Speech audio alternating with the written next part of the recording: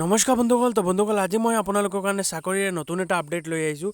তো আজি যোনটো আপডেট লৈ আহিছোঁ, এই আপডেটত আপোনালোকৰ যোনটো পোষ্ট ওলাইছে, ইয়াতে চেলাৰী যোনটো পাব এইটো আপোনালোকে দেখিব পাৰিব কিমানখিনি চেলাৰী ইয়াতে লিখা আছে। 15,000 টকা মান্থলি আপোনালোকে পাব মান্থলি 15,000 ৰুপিজ পাই যাব চেলাৰী। কি পোষ্ট হয়? পোষ্টটোৰ নাম হৈছে ড্ৰাইভাৰ। আপোনালোকে দেখিব পাৰিব ড্ৰাইভাৰৰ ভেকেঞ্চি ওলাইছে।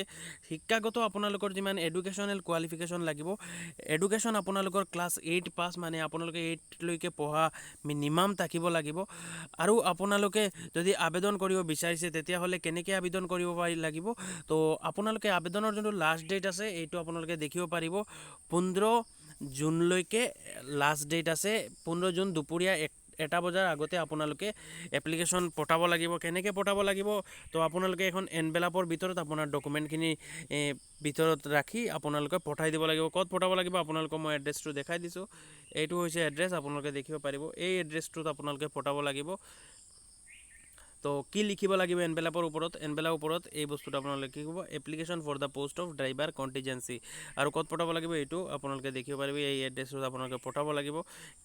তো বন্ধুসকল, যদি আপোনালোকে আবেদন কৰিব বিচাৰিছে তেতিয়াহ'লে আপোনালোকে আবেদনটো কৰি লওক।